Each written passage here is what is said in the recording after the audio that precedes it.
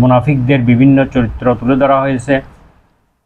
যখন তাদেরকে বলা হতো যে তোমরা ঈমান আনো, যেভাবে মানুষেরা ঈমান এনেছে অর্থাৎ সাহাবায়ে কেরামরা ঈমান এনেছে, তখন তারা বলতো যে আমরা নির্বোধদের মতো আমরা ঈমান আনবো না।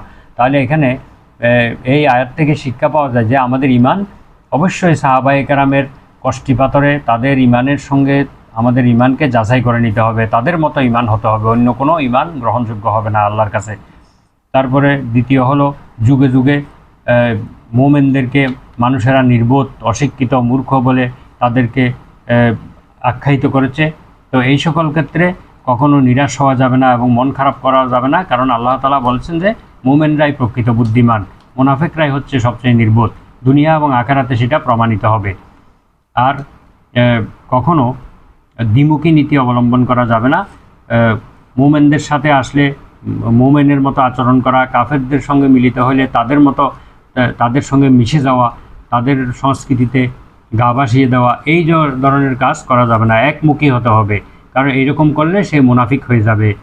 আর তৃতীয় অর্থাৎ 15 নম্বর আয়াতে আল্লাহ তাআলা যে তাদের সঙ্গে ঠাট্টা বিদ্রুপ করবেন বলছেন, এটা হলো তাদের কাজের প্রতিদান দিবেন।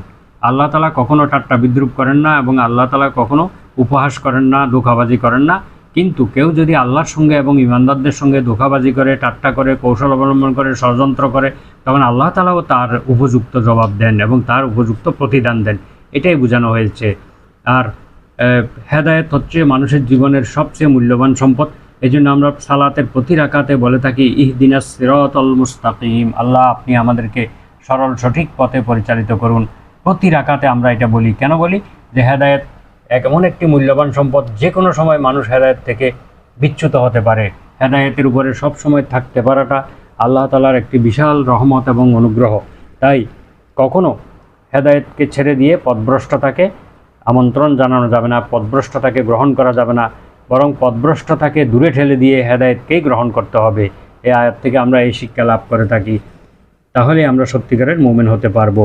এই মুনাফিকি আচরণ যাদের মধ্যে আছে তারা এগুলোকে অবশ্যই পরিত্যাগ করতে হবে এবং এর থেকে তওবা করতে হবে, আল্লাহ তাআলার কাছে ক্ষমা চেয়ে খাঁটি ঈমানদার হতে হবে, তাহলেই মুক্তি পাওয়া যাবে।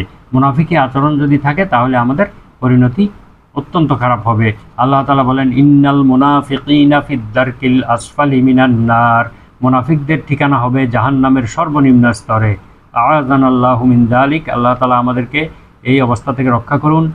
আজকের পর্ব আমরা এখানে শেষ করছি। সুবহানাকা আল্লাহুম্মা ওয়া বিহামদিকা আশহাদু আল্লা ইলাহা ইল্লা আনতা আস্তাগফিরুকা ওয়া আতুবু ইলাইক। আসসালামু আলাইকুম ওয়া রাহমাতুল্লাহ।